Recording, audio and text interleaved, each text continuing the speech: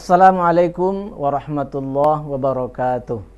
Alhamdulillahi wa kafa, wassalatu wassalamu ala rasulil mujtaba wa ala alihi wa sahbihi wa mawala wa ba'du. Sahabat-sahabat seiman yang dimuliakan Allah Subhanahu wa taala. Kenali musuh Anda, ketahui kejahatannya. Karena orang yang tidak mengenal musuh akan dengan mudah ditipu dan dikalahkan. Yang tidak mengenal kejahatan musuh bisa menderita dibuatnya. Nah, sahabat-sahabat seiman yang dimuliakan Allah Subhanahu wa taala, pada kesempatan ini mari kita membahas salah satu kejahatan musuh itu adalah gangguannya terhadap usaha kita, tempat usaha kita, bisnis perniagaan kita, bahkan kita yang melakukan usaha berdagang, berbisnis dan seterusnya. Dalam hal ini ya, yang banyak adalah berbentuk sihir atau berupa sihir, yaitu syaitan yang dimanfaatkan oleh orang yang hasad dengki untuk merusak bisnis rivalnya. Karenanya di dalam surah Al-Falaq, wa min syarrin nafasati fil 'uqad wa min syarri hasidin idza hasad. Kita berlindung kepada Allah dari kejahatan orang-orang yang meniup di buhul-buhul, ya, yaitu orang-orang yang melakukan sihir, dan dari kejahatan orang yang dengki. Nah, biasanya orang kalau dengki dia datang kepada tukang sihir untuk merusak bisnis kita. Masya Allah, pengalaman kita beberapa tahun yang lalu aktif meruqyah di Pekanbaru ini, ternyata dahsyat sekali pelibatan sihir dalam usaha ini untuk bersaing secara tidak baik, untuk menghancurkan usaha rival dalam berbisnis, dalam berdagang, dalam berusaha. Mulai dari yang kecil, ya, pedagang kue, pedagang sayur, pedagang perhiasan, pedagang pakaian, pedagang emas, sampai kemudian orang-orang yang menjalankan proyek pembangunan, proyek-proyek pemerintah, pemenang-pemenang tender. Bentuknya macam-macam.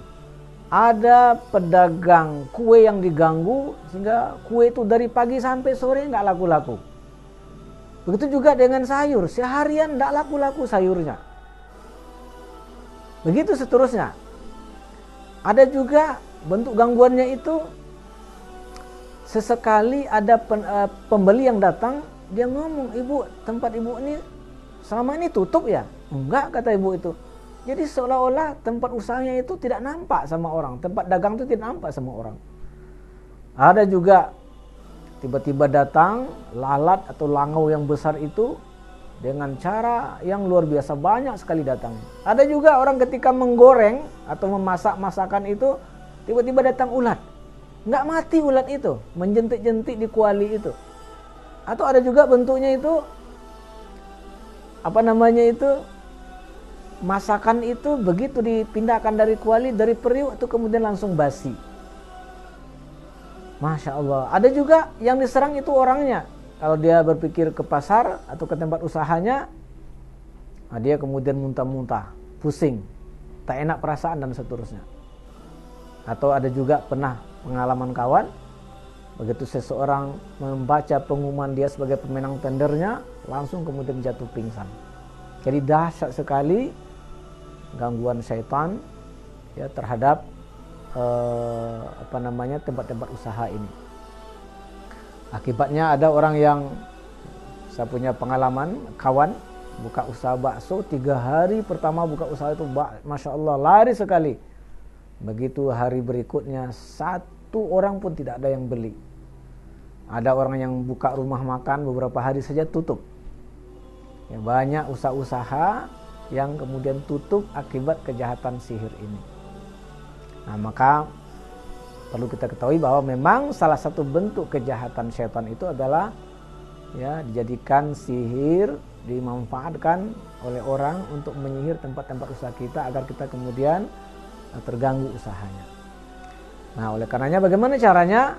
Nah, tempat usaha, apakah ruko, apakah kedai, atau kantor, itu kemudian kalau mendapat gangguan bisa dilakukan ruqyah. Bagaimana caranya? Langkah pertama adalah itu sebaiknya diteliti tempat usaha kita itu. Jangan-jangan ada benda-benda sihir yang ditaruh di situ. Biasanya kadang-kadang berbentuk tanda silang di depan toko kita itu. Atau juga buhul-buhul yang mungkin ditaruh di bawah pot di depan rumah kita, di bawah pot di depan kedai kita, atau digalikan, ditaruh di lubang di tempat usaha kita. Maka sebaiknya yang paling baik benda-benda sihir itu kemudian ditemukan, lalu kemudian dibacakan ayat-ayat Quran, Fatihah, ayat kursi, kemudian Al-Ikhlas, Nas, kemudian dibakar atau dihancurkan. Lalu kemudian bagaimana cara meruqyah tempat usaha itu? Nah, bisa diantaranya adalah diambil ember, dikasih air, kemudian dibacakan ayat-ayat ruqyah. Apa saja yang dibaca? Al-Fatihah, Alif Lam Mim ayat 1 sampai 5. Kemudian apalagi Al-Baqarah 120, ayat kursi 4 ayat terakhir surah Al-Baqarah, ayat terakhir surah Al-Mu'minun, 10 ayat pertama surah As-Saffat, kemudian Al-Ikhlas, Al-Falaq, An-Nas, kemudian doa dan zikir lainnya. Membacanya itu dengan didekatkan mulut kita ke ember itu sehingga hawa mulut kita membuat air di ember itu beriak-riak. Lalu kemudian setelah itu dipercikkan ke tempat-tempat usaha kita itu. Nah, tempat usaha kita itu kemudian diusahakan dibersihkan, ya, disapu dan seterusnya itu. Dipercikkan itu bisa dilakukan beberapa hari, yang umpamanya sampai 3 hari atau 7 hari, tidak ada ketentuan pastinya.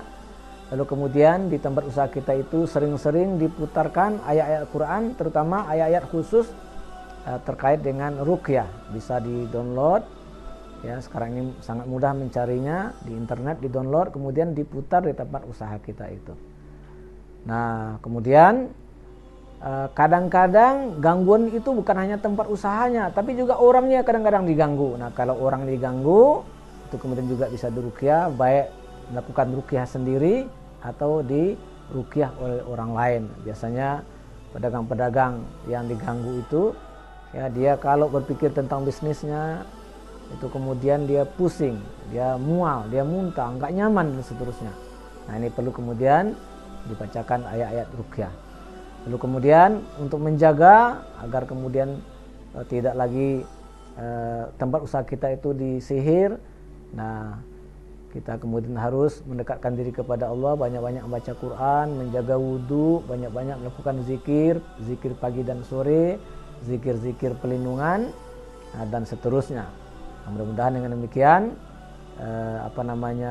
gangguan yang ada di tempat usaha kita, di tempat bisnis kita, di tempat perdagangan kita bisa kemudian diatasi, dan jangan sekali-kali minta bantuan kepada dukun-dukun, kepada paranormal, karena itu sangat dilarang oleh agama kita.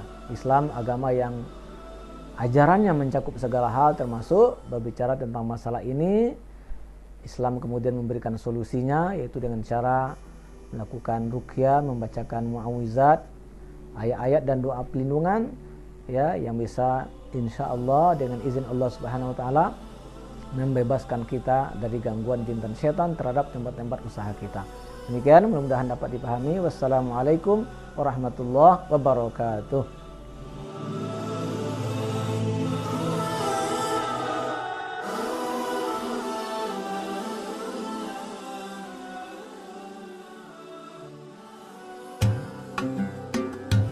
Assalamualaikum warahmatullahi wabarakatuh. Sahabat-sahabat seiman yang memuliakan Allah Subhanahu wa taala, saya John Pamil mengucapkan selamat berbuka puasa. Semoga puasa kita diterima oleh Allah Subhanahu wa taala dan mengantarkan kita menjadi insan-insan bertakwa. Wassalamualaikum warahmatullahi wabarakatuh.